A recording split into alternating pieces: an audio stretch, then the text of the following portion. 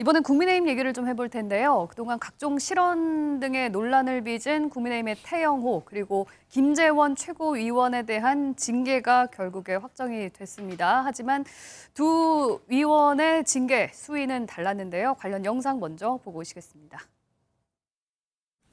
당원 김재원 최고위원 당원권 정지 1년, 당원 최영호 전 최고위원 당원권 정지 3개월.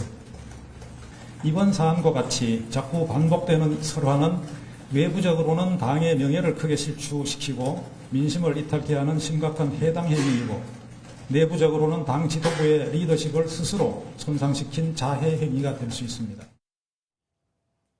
네. 윤리위가 열리던 날 태영호 최고위원은 최고위원직을 사퇴를 했고 당원권 정지 3개월을 받았습니다. 그리고 김재원 최고위원은 사퇴를 하지 않았고 당원권 1년 정지를 받았는데요. 이게 내년 총선에 나갈 수 있느냐 없느냐를 가르는 아주 중요한 지점이었거든요.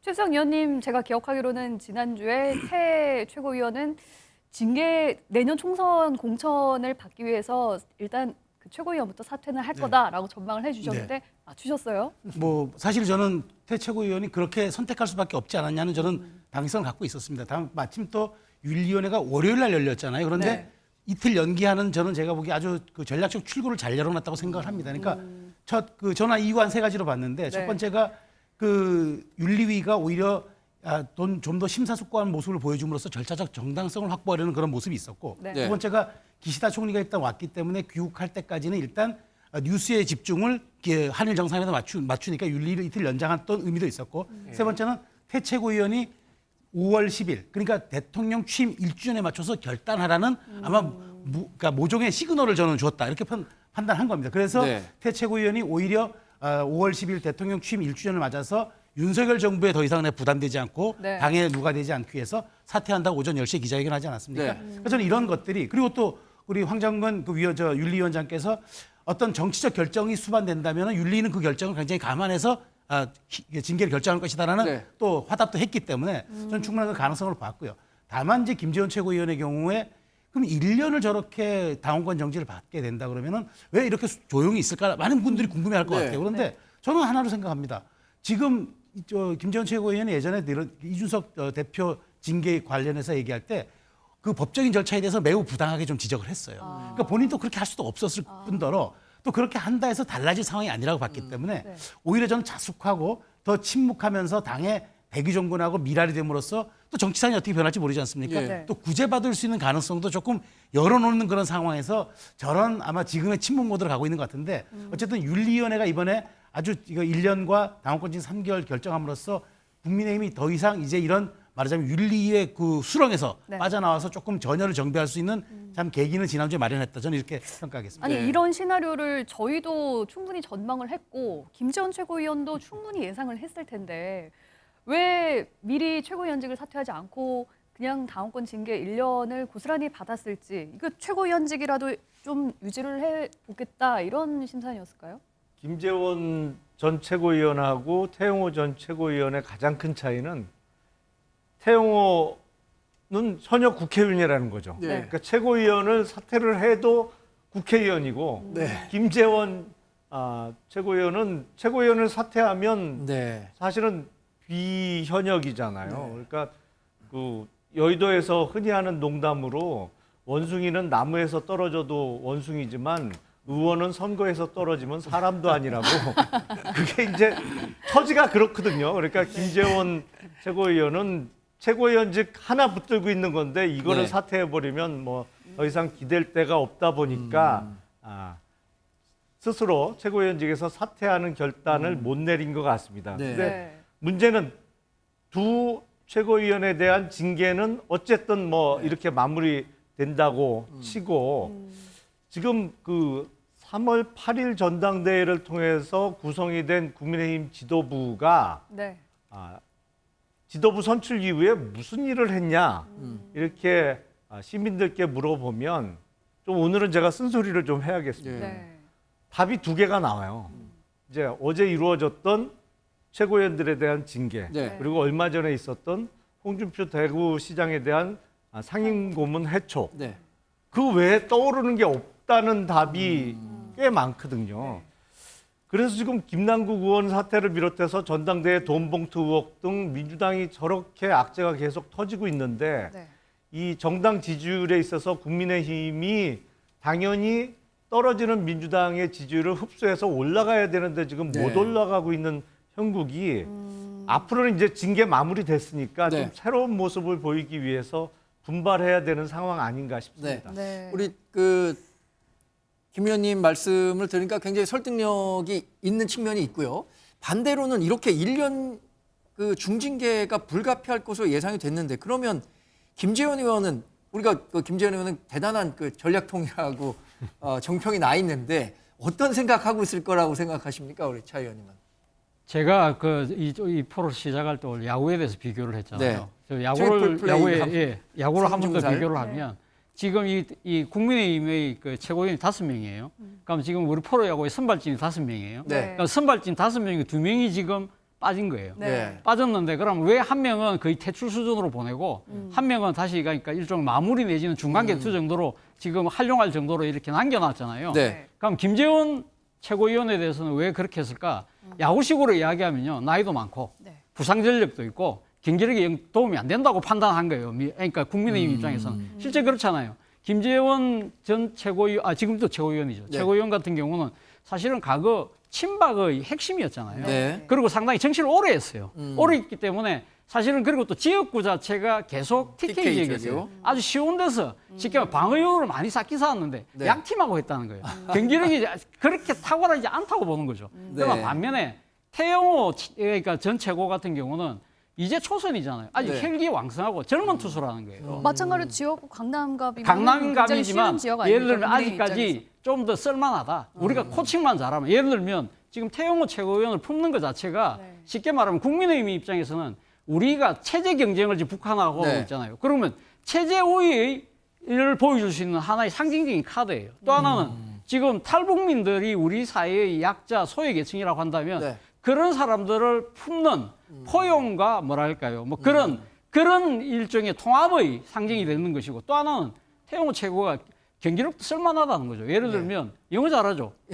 그리고 또 뭡니까? 스토리텔링이 되잖아요. 네. 그리고 상당히 웅변술도 뛰어나요. 그렇기 때문에 대중에게 소구력이 상당히 있어요. 그렇기 네. 때문에 국민의힘 입장에서는 태영호 의원을 계속적으로 품고 네. 가려고 판단을 한 것인데 모르겠습니다. 앞으로 이 지금 이 코칭 스태프의 그런 기대에 부응할지는 지켜봐야 되겠죠. 네. 네, 지금 차 의원님께서 야구와 비교해서 설명을 해주셨기 때문에 아마 야구를 어느 정도 좀 이해하시는 분들은 굉장히 명쾌하게 이해하실 수 있을 것 같다는 생각이 듭니다. 네. 다른 이슈는요. 홍준표 대구시장 과거에 이재명 더불어민주당 대표와는 상당히 그 대립각을 많이 세웠었는데 이재명 대표가 홍준표 시장을 대구시장실로 찾아갔습니다. 어떤 얘기를 했는지 한번 준비한 영상 보고 이야기 이어가겠습니다. 반갑습니다.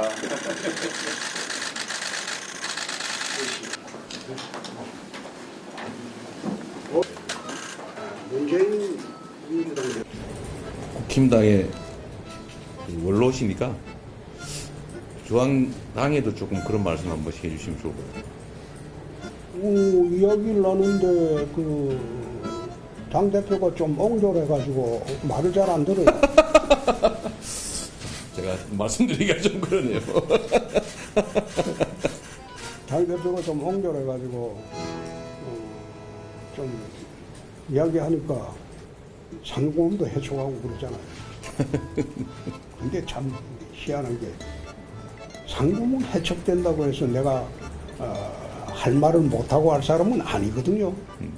근데 그걸 모르는 모양이야. 연설진열 정권이 대부분 정치를 잘 모르는 사람들이 대통령실이 있어요. 네.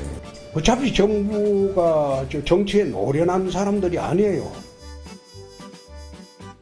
한 대변인, 이렇게 민주당 대표가 대구시장실 찾아서 예방하는 경우 뭐 있을 수 있죠. 그런데 이 이재명 당대표와 홍준표 대구시장과는 그렇게 썩 원만한 관계는 아니었던 것 같은데 어떻게 이루어졌는 건가요? 근데 저 모습을 보고 뭐 이상하다고 보시는 분들은 이상하진 전혀 않았습니다. 왜냐하면 네. 내용을 보면은 네. 저는 저런 게 정치라고 생각합니다. 대통령이 뭐 야당 대표 1년간 안 만나는 것, 그건 저는 정치 아니죠. 홍준표 시장 말씀대로 뭐 정치를 모르거나 옹졸한 정치를 하고 있는 건데, 왜냐하면은 최근에 이제 그 국회를 통과한 법 중에 대구 경북 신공항 특별법이 있었어요. 그게 광주에서도 통과되고 이제 대구도 통과되면서 네. 그 처음으로 이제 그 서로 협력해서 두 법안을 통과시키면 좋겠다고 제안한 게 이재명 대표였습니다. 그렇기 때문에 홍준표 시장 입장에서는 이 법안 처리에 대해서 상당히 감사한 마음도 있는 거예요. 그리고 또 대구 시장으로서 지역 현안 중에 중요한 게 달빛 철도가 있습니다. 광주에 연결시키는. 동맹이라고 있죠. 네, 거기에 대한 뭐 이제 그 예산 문제 있어서 지금 민주당이 원내 일당 아닙니까? 제1야당이고, 그러니까 협조를 요구하는 얘기를 했어요. 네. 그거는 제1야당 대표와 대구시장으로서 저는 저런 모습이 이른바 야당과 야당 지자체장이 있지만, 아니 여당 지자체장이지만 협치하는 모습이죠. 예. 거기에서 이제 저희도 예상 못했습니다. 이제 네. 뭐 지금 보니까 발언 대구시- 내용 예, 발언 내용은 예상 말씀하신 못하는 거죠. 그래서 대통령실의 옹졸함이랄지 여당 지도부의 편협함을 지적을 했는데, 저는 여기서 한 말씀 드리고 싶은 거는 네. 홍 시장 말씀이 저는 뭐 제 개인 입장에 거의 다 동의합니다. 근데 내용도 내용입니다만은 그 이후에 이루어졌던 그 직후에 나온 이른바 집권당 의원들의 벌떼 같은 홍 시장에 대한 공격, 네. 그다음에 대통령실의 불편함. 아니 도대체 이분들은 정무적 판단을 합니까 안 합니까? 정치를. 그러니까 물론 상임고문 해촉도 시킨 것 같은데 네. 아니 저거를 놔뒀으면은 우리 당대표와 홍 시장 만난 뉴스가 길어야 하루 정도 소화되고 말 겁니다. 네. 뭐 대통령 취임 1주년이고 다른 뉴스 많지 않습니까? 근데 저렇게 문제 삼고 전부 다 방송 나와서 막 홍 시장 공격하고, 홍 시장 가만 계시겠어요? 본인은 킬리만자로의 표범이고 너희는 쥐떼라고 하잖아요. 저거를 모르고 그냥 계속 하는 거예요. 그래서 야 이건 정무적 능력도 없구나. 옹졸한 정치만 하는 것뿐만 아니고 이런 판단이 듭니다. 네. 아니 근데 그 홍 시장의 발언 내용을 놓고 보면 네. 같은 편이라고 생각한 홍 시장의 발언 내용이 대통령실과 또 국민의힘에는 상당히 부담이 될 수밖에 없는 내용이기 때문에 반응을 내놓을 수밖에 없지 않았겠느냐라고 이렇게 얘기하는 것 같고요. 그러니까 국민의힘 쪽에서 홍준표 대구시장에 대해서 그 크게 반발하는 것은 뭐 발언 내용도 내용이겠습니다만 사실은 겪어봤기 때문에 그래요. 왜냐하면 지금 김기현 대표 체제가 들어서고 나서 뭐 저도 아쉬운 점이 많이 있고 뭐 네. 개선해야 될 점 뭐 얘기하는 분들 많이 계십니다만, 당원의 한 사람으로 이렇게 과거 경험에 비춰보면 별로 잘한다고 평가는 못 받더라도 지금 김기현 대표 시절이 홍준표 대구시장이 당대표 2번 했습니다, 과거에. 그때보다 훨씬 나아요.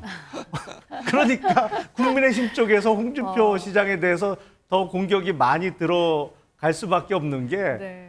본인이 당대표 할 때는 지금 당 지도부보다 훨씬 못했거든요. 그러다 보니까 이 사람 저 사람 얘기가 나올 수밖에 없죠. 네. 네. 근데 최소희. 예, 저는 이제 그 말씀 드리고 싶은 건 이제 이 타이밍이 대통령 취임 1주년이었어요. 네. 그러니까 사실 이제 그 이재명 대표는 문재인 대통령 만나러 가는 길에 이제 대구도 들려서 정책 협의하는 거지만, 저는 꼭 그 타이밍에 대통령실의 정치적 부재와 당의 그런 얘기를 야당 대표 앞에서 험담하듯이 굳이 했어야 하나 그러니까 모든 것이 TPO가 있는 건데 네. 그런 점에서 좀 아쉽다는 생각이 좀 듭니다. 네, 알겠습니다. 자, 저희가 오늘 준비한 뉴스 소식 여기서 마무리하도록 하겠습니다. 지금까지 함께해 주신 여러분 고맙습니다.